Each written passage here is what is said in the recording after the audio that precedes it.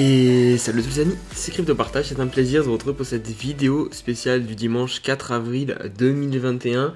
On fait un petit point comme d'hab avant de débuter la vidéo, le top 6 des cryptos qui ont le plus performé et le moins performé. On va prendre 3 cryptos top et 3 cryptos un peu flop de cette semaine. Mais juste avant, voilà, je vais faire un petit point sur ce qui s'est passé hier. Enfin oui, dans la nuit surtout, on a un petit peu corrigé sur le marché, sur l'ensemble du marché, notamment Bitcoin qui est revenu chercher les 57 500 $. Ethereum aussi qui est en train de faire un pullback très intéressant je pense au niveau des 2000 $, pardon, là où il a effectué le breakout. Donc pour les personnes qui ne sont pas encore entrées sur Ethereum, ça peut être un bon moment je pense de payer ce pullback. Et puis après sur l'ensemble des cryptos on est pas mal dans le rouge aussi, donc pourquoi pas recharger peut-être un petit peu avant une autre vague haussière qui pourrait arriver durant le mois d'avril. Allez, on se retrouve tout de suite pour le top 3 des cryptos qui ont le plus performé du coup durant cette semaine. Et j'ai envie de dire encore une fois, on a HOT qui nous fait une perf incroyable, plus 133%. Première place du coup pour HOT qui vient se hisser à la 32e place des cryptos. Donc voilà, c'est vraiment pas mal. On a aussi BitTorrent, donc avec son token le BTT, qui nous fait plus 105% sur 7 jours. Et pour conclure ce top 3, on a le TRX de Tron qui fait plus 84%. Et pour les 3 cryptos du top 100 qui ont le moins bien performé cette semaine, on va se retrouver du coup avec BTMX, donc il perd 61%, donc c'est plutôt énorme. On a le voyageur token VGX qui perd quasiment 17%. Et pour conclure le top 3, on a le petit Swissborg avec son CHSB qui perd 14%. On peut aussi constater qu'on a Chiliz qui continue aussi de perdre de la valeur, Cake aussi qui nous fait un moins 10%, et puis voilà aussi Kusama qui avait bien poussé, moins 8%. Donc voilà, on se retrouve tout de suite sur les graphiques. Juste avant, pensez à mettre un petit like et un petit commentaire pour me dire quelle crypto vous avez apprécié cette semaine, quelle crypto vous a un petit peu déçu, et à aussi du coup vous abonner et à nous rejoindre sur le Discord et sur le Twitter.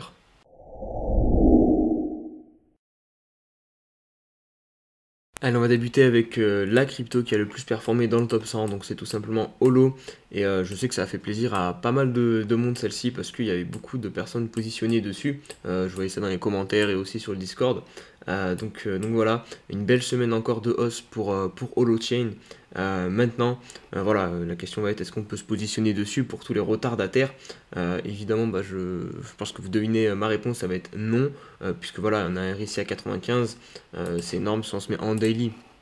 Pareil, on est quand même plutôt en surchauffe. Plus voilà, vous pouvez constater que ça fait 3 jours qu'on est en train de clôturer pile poil à chaque fois sous ce niveau-ci. On fait des mèches énormes, mais à chaque fois on vient clôturer sous ce niveau-ci. Donc il y a vraiment une grosse résistance qui est en train de se mettre en place à ce niveau-là, des 0.023 $. Donc voilà, je pense qu'on peut arriver à la fin du mouvement. Vous voyez, il devient de plus en plus parabolique, de plus en plus vertical. Donc ça signifie voilà, généralement la fin d'un mouvement qu'il va falloir corriger un petit peu et consolider. Et je pense qu'on arrive sur ce niveau-ci, sur HOLO. Si on met un petit point ici, vous voyez qu'au niveau du RSI, on a un petit plafond à 91 en daily. Après, la tendance n'est pas cassée encore au niveau du RSI. Vous voyez, on est toujours en train de monter. Donc peut-être encore une dernière poussée à la verticale. Mais vous voyez, si vous vous positionnez ici, vous êtes déjà de 1 sous une résistance, de 2 sur un point quasiment le plus haut du marché. Donc voilà, c'est quand même hyper risqué à tenter. Moi, c'est pas ma manière d'investir. Voilà, je préfère attendre un retracement. D'ailleurs, je vais vous mettre un petit Fibo si jamais on a trouvé un top ici et qu'on commence à retracer. On va se mettre en log, ce sera plus simple parce que là, c'est un petit peu galère. Hop, hop, on prend le point bas, le point haut. Voilà, là, on est pile poil, vous voyez, sur le niveau des 0,23. Je pense que voilà, il faut attendre un petit peu, au moins revenir jusqu'au niveau des 0,38. Le 0,38 est à 0.018. Vous avez le 0,5 à 0.014 et le 0,6 à 0.011. Si jamais on y retourne, voilà, c'est plus pertinent d'acheter du coup ces retracements que d'acheter quand ça pump, voilà, et qu'on est quasiment au plus haut. Allez, on va poursuivre avec le BitMax token, qui est la crypto qui a le plus sous-performé, qui a le plus corrigé cette semaine du top 100. Donc elle est passée de 3,30 $ à 1,10 $ quasiment. Voilà, énorme correction. Vous voyez que le RSI est tombé limite en en ligne droite pour venir là pour le moment sous les 70. Donc attention, je pense à ne pas perdre ce niveau parce que sinon on pourrait aller beaucoup plus bas, retracer encore plus bas, ça serait pas étonnant. Vous voyez qu'ici on a quand même un petit thème, donc là ça signifie d'un double top. Et si on se met rapidement en daily, pour voir un peu ce qu'on a, vous voyez qu'on a quand même déjà bien dégonflé au niveau du RSI en daily. Pareil, on avait cross bearish ici au niveau du MACD. Donc voilà, pour l'instant, pas de quoi forcément se positionner. On voit qu'on a potentiellement trouvé un petit support ici. Et encore, pour le moment, on est, si on se met vraiment au niveau des clôtures, on a clôturé en dessous. Donc ça ne m'étonnerait pas qu'on descende encore plus bas, pourquoi pas jusqu'à ici, ce niveau-ci, donc qui correspond à 0,76 centimes. J'étais en log là, c'est pas très grave. Hop, on va mettre un petit Fibo aussi pour voir jusqu'où on pourrait corriger sur le BTMX. Hop, voilà, ici ça correspond au niveau des 0,61. Donc généralement c'est un gros support, les 61. Donc c'est possible qu'on le tienne. À voir, là je suis un petit peu mitigé. Parce qu'en weekly on arrive quand même sur le niveau pile poil des 70, donc peut-être qu'on va le tenir, on va réussir à se reconstruire ici pour repartir, et si c'est le cas, bah, ça peut être intéressant de se positionner. Pourquoi c'est dangereux de se positionner directement ici? Parce que c'est un empilement de bougie rouge, et vous pouvez me dire que voilà, à chaque fois on achète les retracements, donc voilà, dès qu'on touche 0,5 on achète, dès qu'on touche 0,60 c'est possible, mais si vous voulez encore plus de précision et d'efficacité dans vos points d'entrée, c'est intéressant d'attendre qu'on fasse en fait qu'on ait des petits rebonds, qu'on ait du mouvement, parce que là vous voyez il n'y a rien du tout, on fait juste que descendre. Donc vous savez que le cours il va pas repartir tout de suite, parce que le cours il va d'abord consolider sur un support et ensuite repartir. En tout cas c'est ce qui fait la majorité du temps. Donc vous pouvez vous permettre d'attendre un petit peu, quitte à acheter peut-être un poil plus cher, mais au moins vous savez que voilà, on a sûrement trouvé le bottom de la correction, plutôt que voilà, acheter directement quand il y a les bougies rouges qui arrivent. Parce que voilà, là on peut très bien revenir encore jusqu'à ce niveau-ci des 0,7. Et voilà, du coup vous avez acheté ici. Bon après c'est pas très grave parce qu'on y retournera très sûrement, mais il y a moyen de trouver un point d'entrée plus optimal en attendant un petit peu, je pense. Allons, on poursuit avec BitTorrent. Donc lui c'est un performeur, en même temps ça se voit à ses bougies là actuelles.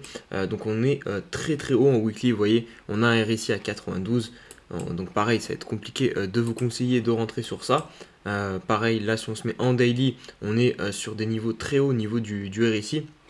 Parce que en weekly, il semblerait qu'il veuille aller chercher un nouveau point haut. Vous voyez ici, on avait atteint un point haut à 90. Là, pour l'instant, on est un petit peu au-dessus. Donc, pourquoi pas pousser encore sur cette échelle de temps. Mais si on se met en daily, quand même, ça paraît assez compromis. Parce que là, on a vraiment un niveau où on a buté vraiment plusieurs fois. Donc, à 91. Et puis, même si on regarde au niveau des bougies, bah, c'est pas top. Voilà, ça fait plusieurs jours qu'on pousse non-stop sur le BTT. Je vais mettre un petit prolongement de Fibonacci pour voir jusqu'où on pourrait aller si on se situe sur des niveaux de prix intéressants. Hop, je vais le mettre pile poil au mèche. Vous voyez, bah voilà, c'est à peu près parfait. Vous voyez, on est pile poil sous les 1.4. Vous voyez, à chaque fois, hop, on a clôturé en dessous. Donc là, ça peut être pas déconnant pour toutes les personnes qui sont rentrées sur le BTT de prendre un petit peu de profit. Voilà, en fait, ça marche à l'inverse. Enfin, à l'inverse. Pour les personnes qui veulent prendre des profits, vous devez les prendre quand on arrive sous des résistances. Là, vous voyez qu'ici, ou sous des niveaux Fibonacci comme ça de prolongation de tendance, d'extension Fibonacci. Donc vous les prenez, voilà, vous prenez des profits à chaque niveau, ou dès que vous voyez que le cours commence à buter sur un niveau, bah, vous pouvez prendre des profits, c'est intéressant.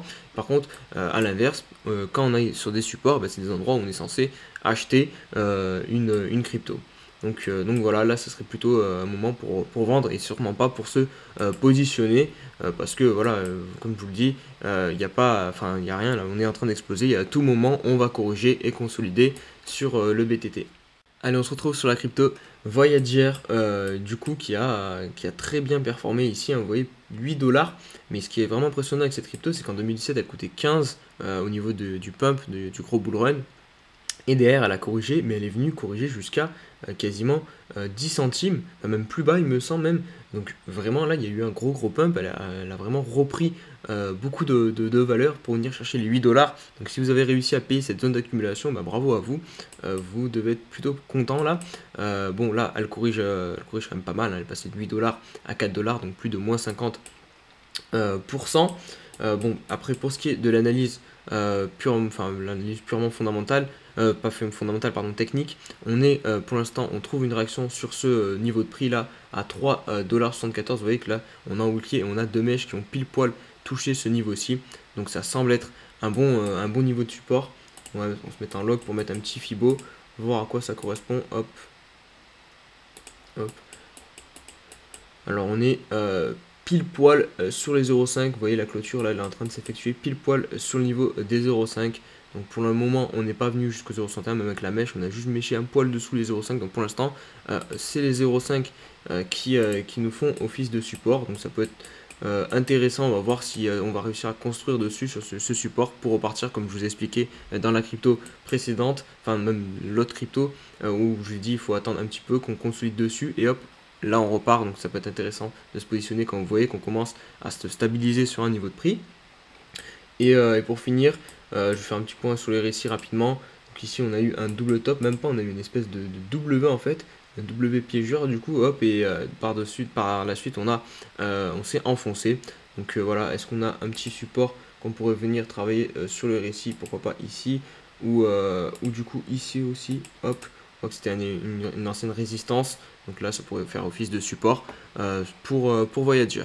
Allez, on va terminer du coup le dernier performeur, donc c'est le TRX. C'est assez, ça me fait un petit peu spécial moi parce que du coup c'est une crypto qui en 2017 m'a fait perdre énormément d'argent parce que voilà, j'avais FOMO dessus au top quasiment, enfin vers là je crois les 0,20. Bon, à l'époque j'étais vraiment un noob. Et enfin, j'ai débarqué dans la crypto en gros, j'ai débarqué en 2016 et voilà, j'avais cru que tout allait monter au ciel sans jamais corriger et j'ai reversé une partie énorme de mes bénéfices sur cette crypto après que le Bitcoin avait trouvé son top en décembre et derrière bah, elle m'a tout pris tout simplement et le pire bah, c'est que j'ai vendu quelque part par là il me semble ou peut-être par là et maintenant bah, voilà parce que déjà d'une je déteste le fondateur Justin Sun. Je sais pas si vous connaissez mais sur Twitter il est insupportable. Enfin j'aime pas sa manière de travailler et de procéder. Puis je trouve qu'il y avait beaucoup de bullshit sur cette crypto au niveau fondamental. Maintenant apparemment bah, c'est un peu mieux. Mais bon, je vous cache pas que ça me fait un peu chier. Mais c'est comme ça. Donc là, elle est en train de repump un peu à la façon de 2017. Vous voyez, avec cette énorme bougie qu'on avait eu en weekly. Vous imaginez ça, c'était en une semaine. On était passé de 0,04 enfin, 4 centimes jusqu'à 35 centimes en une semaine. Enfin bref. Et là, elle est en train de nous faire un petit truc, un départ un petit peu similaire. Le RSI est à 85. Donc il y a peut-être moyen de pousser encore un petit peu, hein, parce que voilà, on a déjà vu des RSI à 95. Donc on peut pousser un petit peu. Si on se met rapidement en daily, qu'est-ce qu'on peut constater? On peut constater aussi qu'on peut pousser encore plus fort. On voit qu'on a par contre ce niveau où on pourrait se faire repousser à 86. Mais ouais, il y a encore la place, hein, je pense, pour pousser sur TRX. Allez, on se retrouve pour terminer la vidéo donc sur le CHSB qui est la troisième crypto qui a le plus sous-performé, le plus corrigé cette semaine. Je vais être assez rapide dessus puisque j'ai fait une vidéo, je crois que c'était dans la vidéo d'hier ou d'avant-hier. Je l'ai déjà analysé. D'ailleurs, vous voyez, il y a encore le Fibonacci dessus. Et on est toujours du coup sur ce niveau des 0,38 de Fibonacci. Vous voyez qu'on a eu une petite réaction. On arrive à le tenir pour le moment. On a eu juste des mèches qui sont venues jusqu'au haut de ce range. Mais pour l'instant, on tient le niveau tout simplement la barrière psychologique des 1$. Donc à voir si ça va tenir encore longtemps ou si on va s'enfoncer plus profondément sur Swissborg. Je pense que voilà, au niveau du RSI, on peut venir chercher ce support à 33. Donc je pense que c'est possible qu'on descende encore un petit peu jusqu'au niveau des 0,5. Si je devais miser une petite piécette, je dirais bien qu'on retourne jusqu'à ce niveau des 0,5. Donc voilà, vous pouvez commencer à rentrer ici. Pour ceux qui n'ont pas encore investi sur Swissborg, ben pourquoi pas, hein, c'est toujours mieux que d'investir ici au top à 1,60$. Voilà, je pense que ça reste quand même un bon projet. Donc voilà, pourquoi pas payer un petit peu ici et vous garder un petit peu de capital pour rentrer si jamais on descend plus bas sur Swissborg. Voilà les amis pour cette vidéo, j'espère qu'elle vous a plu. N'hésitez pas à me dire en commentaire ce que vous en avez pensé des cryptos dont je viens de parler, pardon. Et on se dit à demain pour une nouvelle vidéo. Allez, ciao ciao.